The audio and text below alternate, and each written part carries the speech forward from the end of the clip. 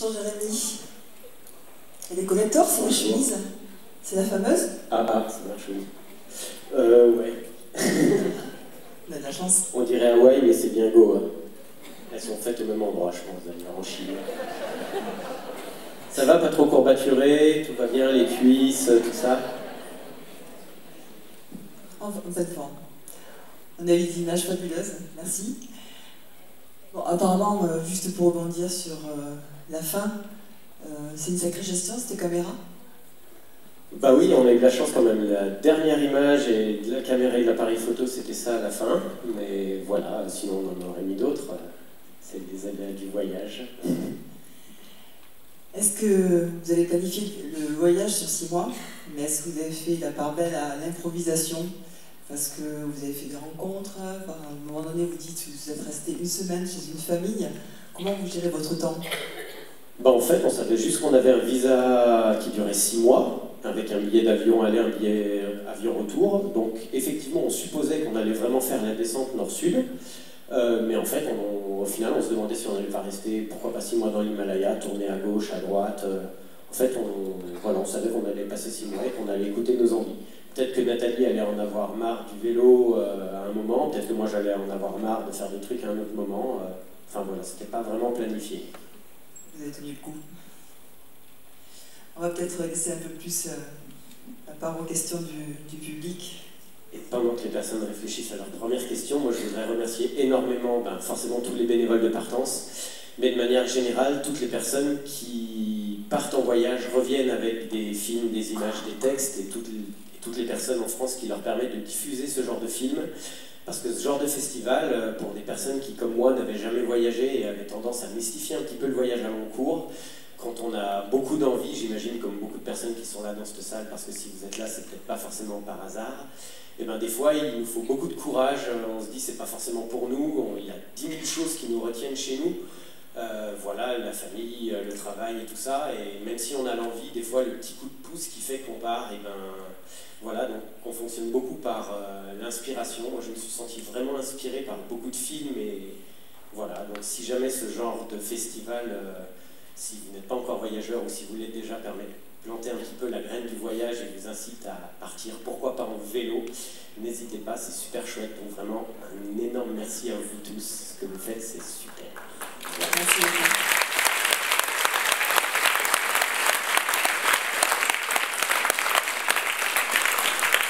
Alors, y a-t-il une question? Oui, je la vois.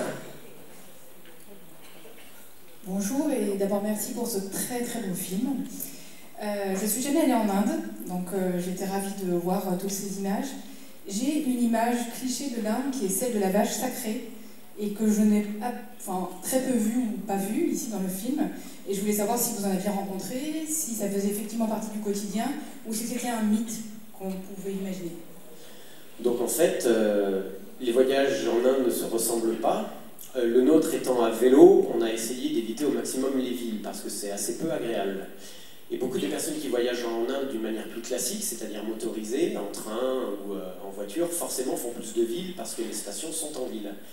Et notre voyage étant un voyage plus rural, eh bien, on a eu moins de bidonvilles, moins de surpauvreté et moins de vaches sacrées parce qu'à la campagne, les vaches, elles sont dans des champs et elles broutent.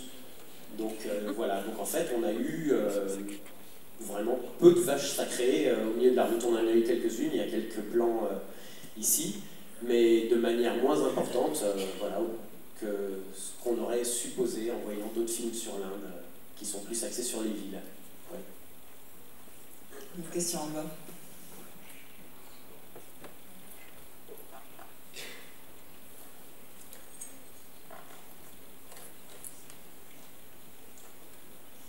Oui, bonjour et d'abord félicitations pour ce beau film qui nous fait rêver et qui, moi qui suis cycliste aussi et cyclo-voyageur, j'ai voyagé en Amérique latine, en Amérique du Nord et j'ai envie d'aller en Inde, mais seulement c'est à la fois j'ai envie mais ça me fait un peu peur aussi, alors, la foule, la pauvreté, le trafic, etc.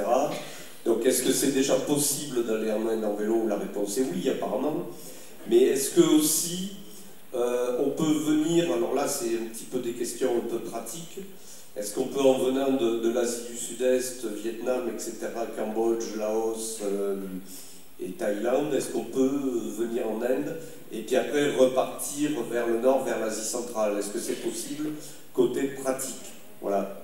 Donc il y a deux parties dans la réponse. La première, j'avais un ami qui m'avait dit Jérémy, si tu vas en Inde à vélo, ça peut être génial comme ça peut être horrible. Donc il faut absolument que tu regardes une carte démographique de l'Inde, et donc là où c'est rouge, c'est-à-dire très peuplé, il ne faut pas y aller.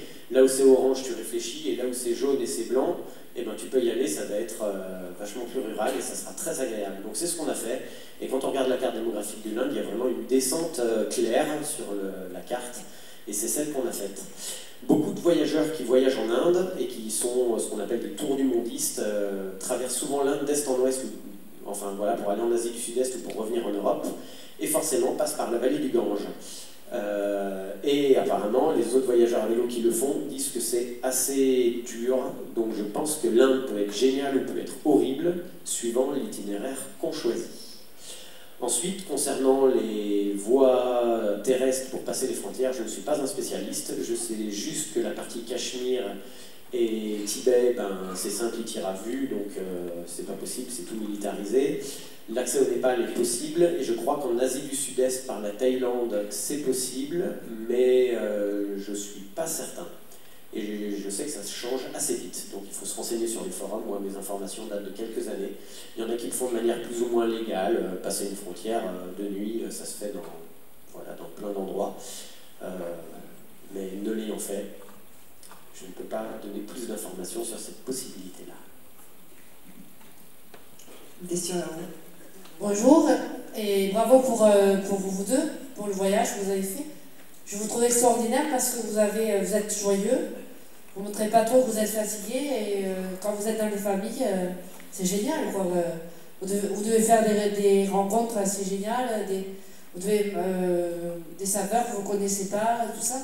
Qu'est-ce que tu as aimé le plus en saveur indonésienne, par exemple? Donc c'est sûr que les moments où on est vraiment fatigué, on ne se filme pas, parce que la seule fois où j'ai essayé de filmer Nathalie, qui souffrait bien en haut d'un col, elle me dit « Mais t'as putain de caméra, machin et tout », donc j'ai compris que non, pas trop. Donc les moments un peu durs, on les a gardés un peu pour notre intimité. Après, on ne voulait pas forcément un film qui soit vraiment axé sur nous, notre propre expérience personnelle. On voulait un film où on parle quand même de nous en tant que voyageurs, mais qui soit un peu ouvert sur l'Inde. Donc tous nos états d'âme et nos difficultés intimes, ben voilà, on les a gardés entre nous. Même si on voyage en couple, le voyage entre nous s'est vraiment très très très bien passé, humainement, moralement, voilà, donc ça c'est une certitude. Il n'y a pas eu d'engueulade ou voilà, des choses qu'on n'a pas filmées. Les gens nous demandent, les gens n'osent pas poser la question, donc je réponds quand même en débordant sur ce sujet-là. Au niveau des... Quand on voyage à plusieurs, il y a vraiment quelque chose qui est nécessaire, c'est de s'adapter au rythme du plus lent. Qu'on soit en couple, mais avec des amis et tout ça, parce qu'il y a beaucoup de voyageurs à vélo, ceux qui le font le savent, c'est quand il y en a un qui est fatigué et que l'autre il a envie de manger de la route, parce qu'il y a quand même une certaine adrénaline à voir les kilomètres, à se dire on a fait tant de kilomètres.